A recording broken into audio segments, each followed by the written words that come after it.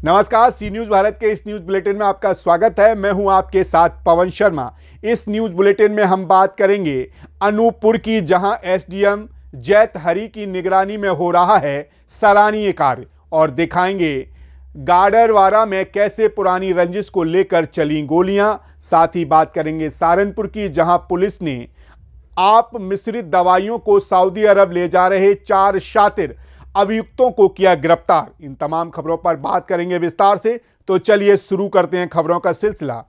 खबर अनूपपुर से, जो नागरिकों को राजस्व की बेहतर सेवाएं प्रदान करने के लिए जिला प्रशासन द्वारा अभियान मोड पर कार्य किया जा रहा है। कलेक्टर आशीष वशिष्ठ के द्वारा अभियान की मॉनिटरिंग के साथ गुरुवार को किसानों की भूमि का समग्र और आधार ई-केवाईसी कार्य और नक्शा तरमीम कार्य का स्वयं जनपद पंचायत जैतहरी के ग्राम पंचायत अमगवा में जाकर अवलोकन किया। इस दौरान संयुक्त कलेक्टर दिलीप पांडे सहित पटवारी, सरपंच एवं ग्रामवासी भी उपस्थित रहे।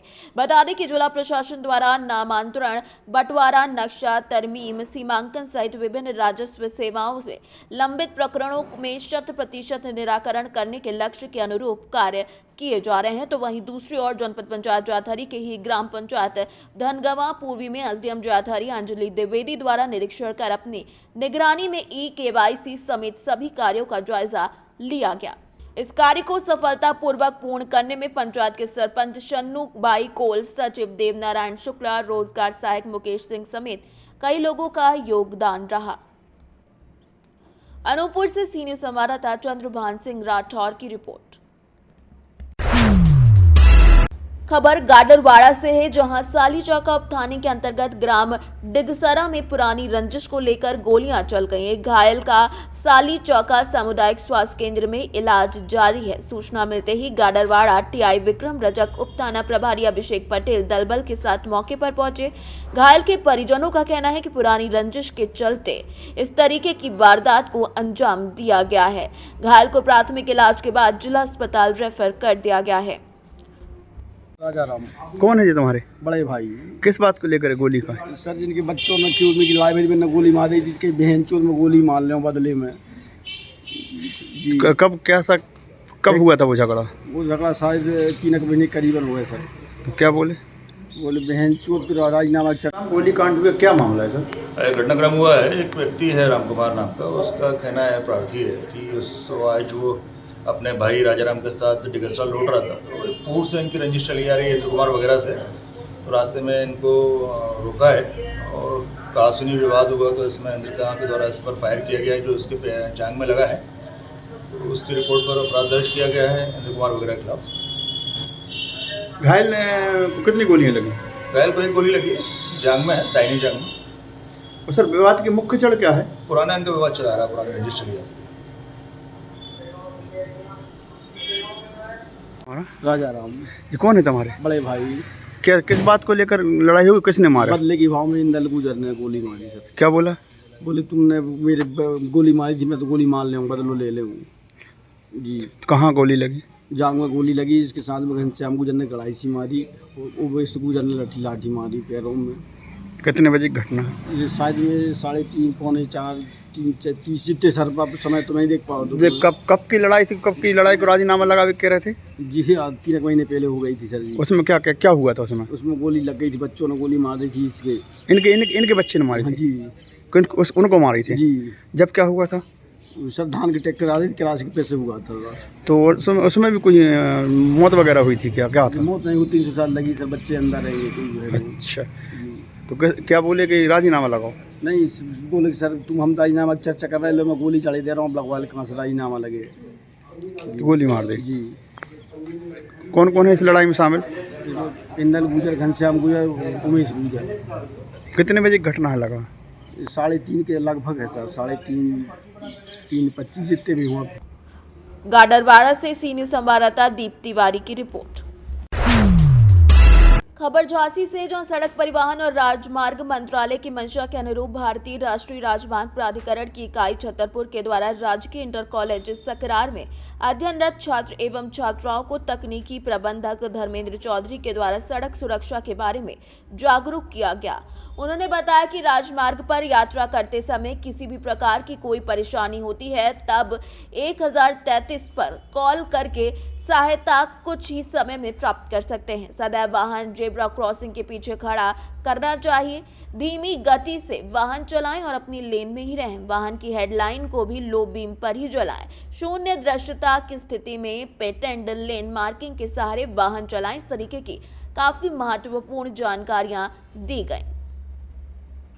आपका? मैं धर्मेंद्र चौधरी, मैं एग्जीक्यूटिव इंजीनियर NHAI हूँ और आज सड़क सुरक्षा नियमों को लेके जागरूकता की एक ड्राइव चलाई जा रही है भारत सरकार के द्वारा, जिसमें आज बच्चों के साथ जितने भी सड़क सुरक्षा नियम हैं, मोड गाइडलाइंस हैं, भारत सरकार के निर्देश हैं, वो सारे साझा किए गए हैं, जिससे सड़क सुरक्षा को जागरूक किया जा सके और सड़क दुर्घटनाएँ जो हो रही हैं, जो हमारे मंत्री जी का एक उद्देश्य है कि जितनी दुर्घटना हमारे पहले हो रही है उसमें कमियाँ लाई जा सके, उसके लिए एक ड्राइव चला रहे हैं, जिससे जितने भी नियम हैं सड़क सुरक्षा को लेकर वो सब साझा किए गए हैं बच्चों के साथ। धन्यवाद। झांसी से सीनियर संवाददाता अंकित साहू की रिपोर्ट। खबर प्रयागराज से, जहां यूपी बोर्ड परीक्षा को लेकर प्रयागराज जिला विद्यालय निरीक्षक कार्यालय के सभागार में उत्तर प्रदेश माध्यमिक शिक्षा परिषद क्षेत्रीय कार्यालय प्रयागराज से प्रशिक्षण प्राप्त संदर्भ दाताओं द्वारा प्रयागराज के 335 परीक्षा केंद्रों के केंद्र व्यवस्थापकों को 29, 30 और 31 जनवरी 2024 और किन्हीं कारणों से प्रशिक्षण से वंचित केंद्र व्यवस्थापकों के लिए 1 फरवरी को प्रशिक्षण प्रदान किया गया। प्रशिक्षण के लिए 55 केंद्र व्यवस्थापकों के 6 बैच और 1 बैच छूटे हुए केंद्र व्यवस्थापकों का बनाया गया, जहां बैच को जिला विद्यालय निरीक्षक द्वारा संबोधित किया गया और प्रशिक्षण से संबंधित बारीकियों पर विस्तृत चर्चा की गई। परीक्षा स्ट्रांग रूम के अंदर रखी गई डबल लॉक अलमारियां, उनमें लगे तालों की चाबियां का उत्तरदायित्व, प्रश्न पत्रों एवं उत्तर पुस्तिकाओं के रखरखाव से संबंधित प्रश्नों का निवारण प्रशिक्षण दाताओं एवं जिला विद्यालय निरीक्षक प्रयागराज द्वारा किया गया। प्रयागराज से सीनियर संवाददाता रणविजय की रिपोर्ट।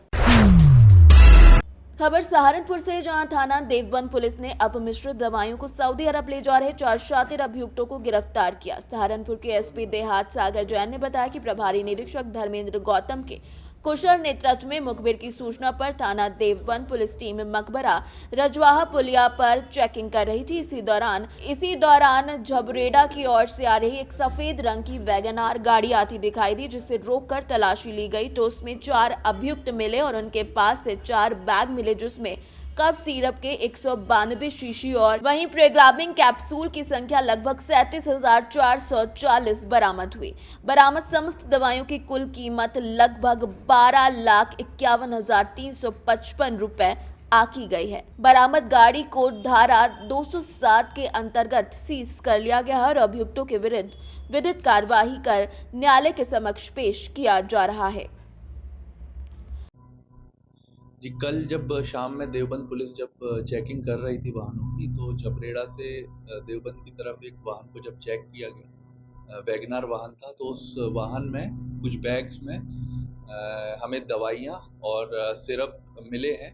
जो अभियुक्त इसमें जो लोग इसमें लेके जा रहे थे, उनसे जब पूछा गया तो इस मेडिसिन का कोई भी बिल उपलब्ध नहीं करा पाए, ना ही इनके पास बेचने का कोई भी लाइसेंस था और ये कहाँ से लेके आए थे ये भी इस बात को नहीं बता पा रहे थे। तो मौके पर इसमें औषधि निरीक्षक को बुलाया गया और उनकी टीम द्वारा भी इसमें सैंपल लिए गए हैं।